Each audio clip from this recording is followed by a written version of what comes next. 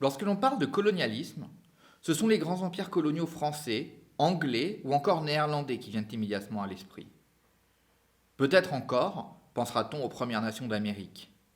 Mais rares en tout cas sont ceux qui savent que la question de la colonisation s'est posée au sein même de l'Europe, ou plutôt devrais-je dire, se pose encore au sein même de l'Europe. En prenant sa caméra pour accompagner le retour de plus de 2000 objets de son peuple vers ses terres, du musée national d'Helsinki vers le futur musée Sida à Inari, la réalisatrice finlandaise Suvi West nous dévoile une réalité coloniale encore brûlante, à seulement 3000 km de chez nous. Cette réalité, c'est celle des peuples Samis, peuples autochtones de Laponie, au territoire aujourd'hui fragmenté entre la Finlande, la Suède, la Norvège et la Russie, et à la culture gravement menacée par un génocide culturel et par des tentatives d'assimilation de la part de ces 4 pays. Ce film, c'est Markan, le retour à la maison.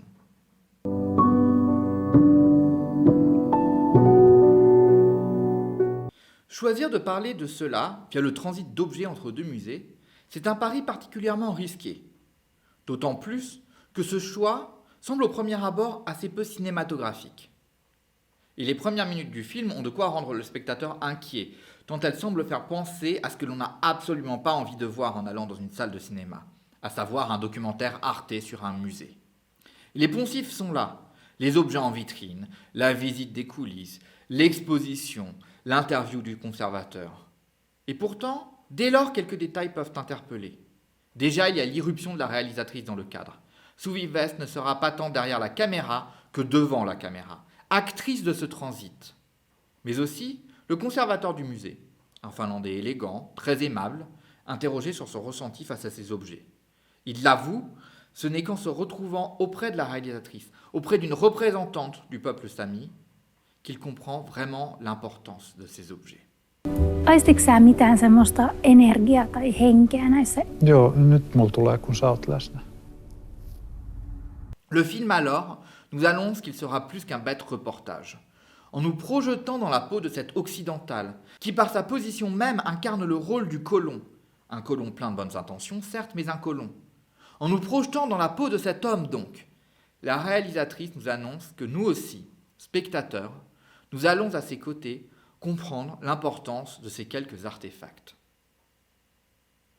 Car en effet, l'essentiel des objets transportés semble sans importance. Des vêtements, des chaussures, quelques bijoux, des photographies, bref des babioles, rien qui n'ait une valeur particulière à première vue. Et ce n'est pas moi qui le dis, c'est la réalisatrice, toujours présente à l'écran. Ce sont les autres Samis avec qui elle discute. Et cette question sera l'une des questions centrales du film.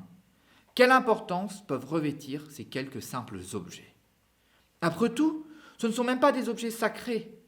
Mais une image, pour moi, vient remettre en cause cette idée. Peut-être la plus belle de tout le film. 3 femmes à Inari, à l'extérieur du musée, attendant les camions en provenance d'Helsinki. C'est une image simple, mais une image aussi chargée de tensions dramatiques. Car dans les yeux de ces femmes, on lit l'importance de ce qui est en train de se passer. On vit l'intensité des événements à travers elles. Et alors on comprend. Peut-être que ce ne sont que de simples objets qui rentrent à la maison, comme le dit le titre du film, mais c'est surtout une aventure humaine qui est représentée là. L'aventure de ces hommes et femmes qui retrouvent ces objets qui ont peut-être appartenu à leurs ancêtres, qui reconnaissent leurs aînés sur les photographies. Mais aussi l'aventure d'une femme, la réalisatrice elle-même, qui se retrouve confrontée à des questions sur ses propres racines. L'une des forces du film, mais aussi une caractéristique récurrente du travail cinématographique de Suvi West, est de montrer le film en train de se faire. Par cela, il nous met dans la peau de la cinéaste, qui s'interroge elle-même sur ce qu'elle montre, et sur ce qu'elle veut montrer. À plusieurs reprises, elle interroge le caméraman sur ce qu'il convient ou non de montrer, sur ce que le film veut vraiment dire. Nous suivons ainsi ses doutes et ses découvertes, à la recherche de ses origines. Car si les objets montrés initialement ne sont pas sacrés, peu à peu le film nous conduit vers d'autres artefacts, si je puis dire, à la symbolique plus forte, et que l'on ne s'attendait pas à voir initialement. Les premiers, ce sont ces tambours sacrés, disséminés aux 4 coins du monde, et qu'il sera difficile de rapporter. L'approche du film, pour nous faire ressentir le sacré, me semble ici particulièrement intéressante. Au moment de filmer ces tambours, la réalisatrice s'entretient avec le caméraman. Doivent-ils les filmer? Peuvent-ils même les filmer? ils choisissent finalement de ne pas le faire. Et nous, spectateurs, nous devons nous contenter du hors-champ. Et ce n'est pas ici un hors-champ facile, mais vraiment un hors-champ qui nous fait comprendre l'importance de l'objet. Un objet que l'on ne peut ni voir, ni montrer. Un objet que nous découvrons à l'aveugle, à travers les réactions silencieuses des personnes filmées, qui, elles, ont le droit de le voir. Et pourtant, la réalisatrice nous annonce qu'elle n'a pas ressenti ce sacré elle-même. La puissance évocatrice d'objets ordinaires, montrables par une caméra, est plus grande que celle de ces objets sacrés. Mais le film ne s'arrête pas là, et nous confronte à un autre retour, celui de corps humains entreposés dans les étagères du musée, jadis retirés à leur sépulture pour soutenir des théories raciales. C'est dans cette dernière partie que s'expose à nous toute l'horreur du colonialisme. Et c'est aussi là que toutes les pièces de ce retour à la maison commencent à s'emboîter.